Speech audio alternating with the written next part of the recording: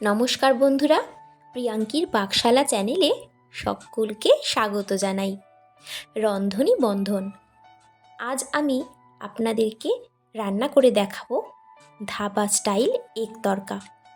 এই তড়কার ডাল পুষ্টিগুণে ঠাসা। এতে প্রচুর পরিমাণে প্রোটিন রয়েছে, এছাড়া ফাইবার আছে যা আমাদের হজমে সাহায্য করে। এছাড়া এই ডালে থাকে পটাশিয়াম, ম্যাগনেসিয়াম, আয়রন, কপার ও ভিটামিন বি কমপ্লেক্স। এই ডাল রান্না করার সময় যদি 1 চামচ ঘি দেওয়া যায় তবে রক্তে শর্করার মাত্রা নিয়ন্ত্রণে থাকে।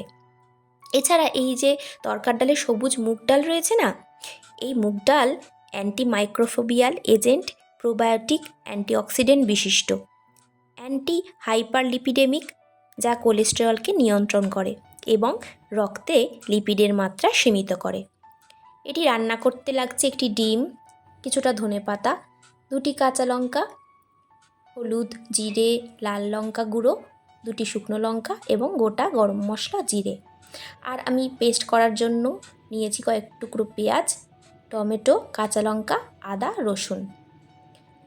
আর যে ডালটি আমি রান্না করব সেটি আমি সকালেই জলে ভিজিয়ে রেখেছিলাম। এইবার আমি ডালটিকে সেদ্ধ করার জন্য প্রেসার কুকারে 3 থেকে 4টে সিটি দিয়ে নেব এবং কিছুটা সস আমি রান্নার শেষে অ্যাড করব স্বাদ বাড়ানোর জন্য।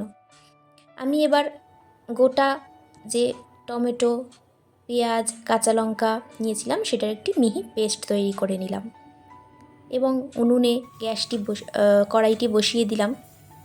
কড়াইটি গরম হলেই আমি রান্নাটা শুরু করব। এদিকে আমার তরকার ডালও সিদ্ধ হয়ে গেছে। কড়াইয়ে আমি সর্ষের তেল দিলাম, আপনারা ইচ্ছা করলে অন্য কোনো তেলও ব্যবহার করতে পারেন। এবার তেল গরম হয়ে গেলে তাতে 2টি শুকনো লঙ্কা দিলাম, দিয়ে কিছুক্ষণ লাল লাল করে ভেজে নিলাম। এরপরে আমি এতে দেব গোটা জিরে, গোটা দারচিনি দিয়ে আমি কিছুক্ষণ ভেজে নেব। মশলাটা একটু লাল লাল করে ভেজে নেব। এটি যখন একটু লালচে লালচে হয়ে যাবে তখন আমি যে গোটা সবজিগুলো পেস্ট করে রেখেছিলাম সেগুলো দিয়ে দিলাম। দিয়ে কিছুক্ষণ নাড়াচাড়া করব, ভালো করে কষাবো।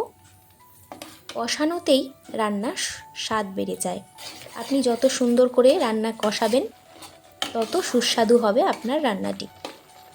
কিছুক্ষণ কষানোর পর আমি গুঁড়ো মশলাগুলো অ্যাড করে দিলাম। ধনে, জিরে, শুকনো লঙ্কা, লবণ, হলুদ। সেটি দিয়ে খানিকক্ষণ নাড়াচাড়া করব যতক্ষণ মশলা থেকে তেল না ছাড়ছে। কিছুক্ষণ ভাজা ভাজা করার পরেই মশলার থেকে তেল ছেড়ে আসবে। তখন আমি ওই মশলার বাটি ধোয়া জলে এটিকে খানিকক্ষণ নাড়াচাড়া করব এবং স্বাদ মতো নুন দিতে হবে। এই পর্যায়ে এসে আপনারা আপনাদের যতটা দরকার হয় ততটা নুন দেবেন। আমি আমাদের স্বাদ মতো নুন ব্যবহার করলাম। এবার কিছুক্ষণ নাড়াচাড়া করতে থাকতে হবে নুনটি দেওয়ার পর। তারপর এটি যখন কষা হয়ে যাবে তখন প্রেসার কুকারে যে তরকার ডালটি আমি সিদ্ধ করেছিলাম সেটিকে এর সঙ্গে অ্যাড করে দেব। কিছুক্ষণ নাড়াচাড়া করতে থাকবো মশলাটি কষানো এখনও চলছে। আমি প্রত্যেকটি রান্না করার সময় কাঁচা লঙ্কা অ্যাড করি। গোটা কাঁচা লঙ্কায় এত সুন্দর একটি গন্ধ আসে, সুন্দর রান্নার গন্ধ হয়, আমার খুব ভালো লাগে। আমার পরিবারের সকলেও এই গন্ধটি খুব পছন্দ করে। এইবার আমি ডিম ফাটিয়ে একটু ভেজে নেব। যেহেতু এগ তড়কা, ডিম তো দিতেই হবে। মশলাটা একটা পাশে সরিয়ে রেখে ডিমটি ভেজে নিলাম। এবার মশলাটাকেও কিছুক্ষণ নাড়াচাড়া করে নিলাম, দিয়ে দুটিকে একসঙ্গে মিশিয়ে এবার আমি তরকার ডালটিকে এর মধ্যে দিয়ে দেব। দিয়ে এবার সুন্দরভাবে কিছুক্ষণ নাড়াচাড়া করতে থাকতে হবে। ভালো করে মিশিয়ে নিতে হবে মশলাটাকে এই ডালের সঙ্গে।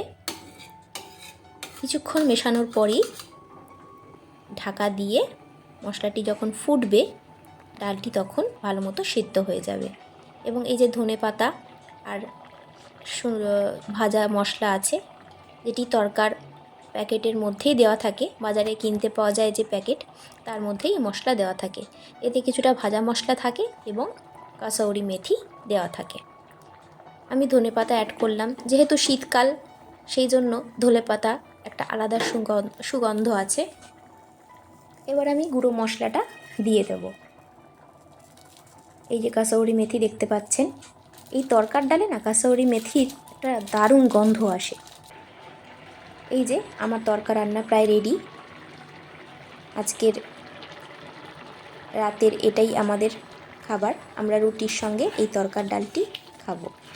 আপনারাও বাড়িতে ট্রাই করতে পারেন এই ডালটি। আমি যেভাবে রান্না করে দেখালাম, খুব কম সময়ে খুব সুস্বাদু একটি রান্না, খুব কম তেলে।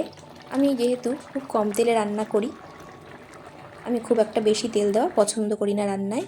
আমার রান্নাটি হয়ে গেল, আমি গ্যাস অফ করে দিলাম।